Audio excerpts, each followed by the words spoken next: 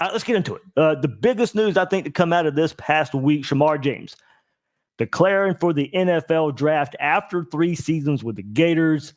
And I put this on X when he announced, but I always respected Shemar for sticking with Florida through the coaching change from Mullen to Napier.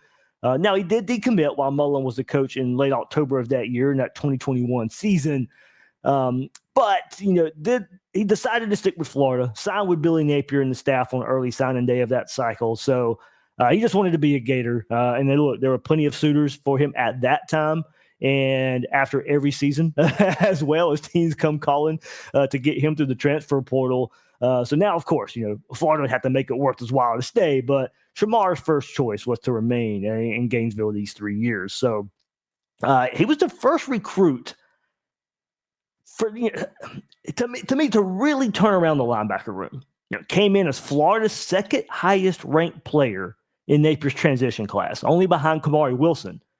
And I went and looked at that class. It's kind of ridiculous how it all played out here. He ends up the highest player left in that class. Take a look. Went back and took a look at the class.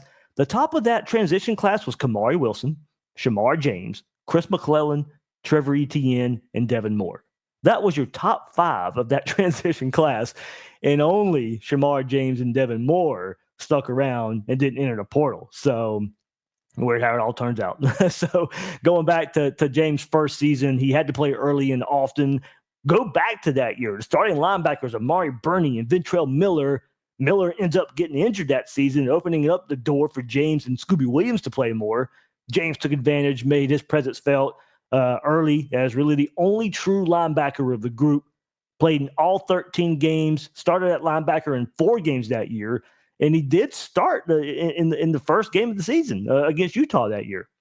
Finished the season with 47 tackles, 3 quarterback hurries, 2 tackles for loss, 2 sacks, a forced fumble, and a fumble recovery. James was named freshman All-SEC after the regular season with 40 tackles in the regular season. And that was second most among SEC true freshman linebackers that year and 6th most on the Gators. Tied for second in sacks and forced fumbles among SEC true freshmen that year. With Burney and Miller gone after 2022, Shamar was the guy at linebacker for the 2023 season, paired with Scooby Williams, Manny Nunnery, Derek Wingo, and also bring in Jaden Robinson as well. So once again, it was a room that had a ton of questions. James started the first 8 games of the season before that season-ending injury that he suffered against Georgia. Finished second on the team, still in tackles. I'll let you know how rough Florida's defense was with Shamar James was still finishing second and missing those last handful of games. He had 55 tackles, had 5.5 tackles for loss and 1 sack. After the injury, of course, Florida would go on to end the season on a 5-game losing streak. You could really tell Florida missed James on the field.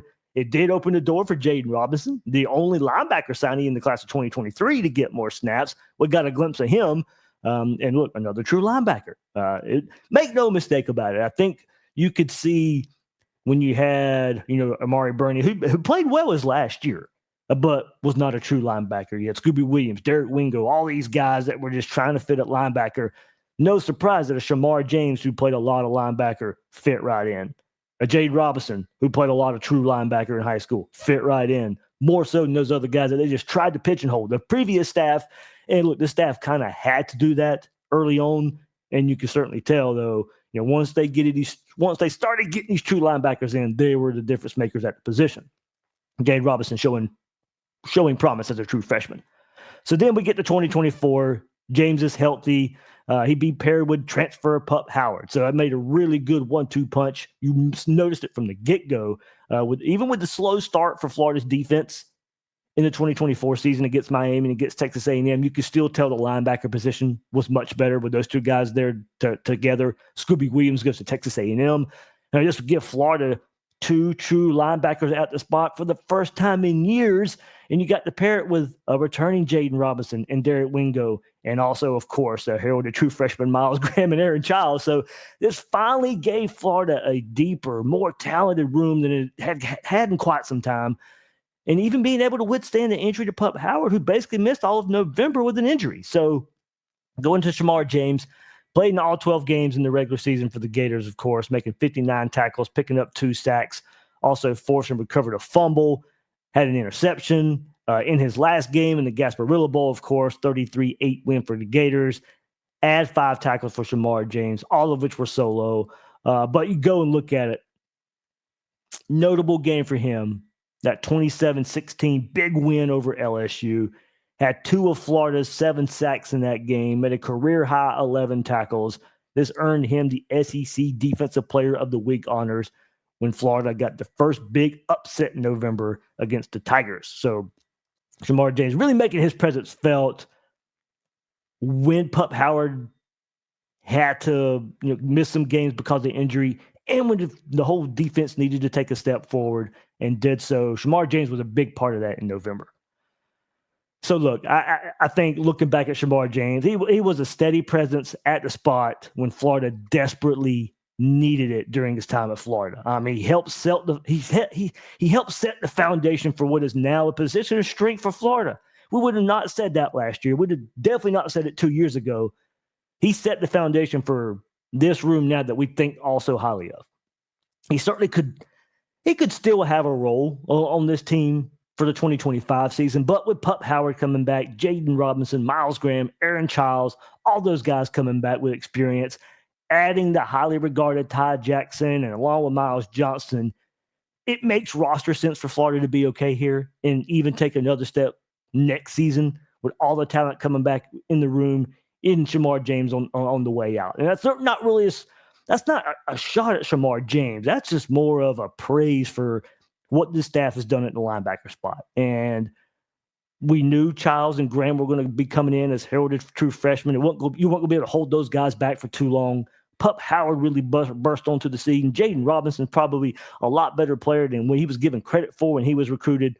Florida's got some talent, a really good 4-man, top 4 rotation at that linebacker spot now. So are you making roster sense of it? Are you going to pay another linebacker and a guy who could just go on to the NFL like he's doing with Shamar James?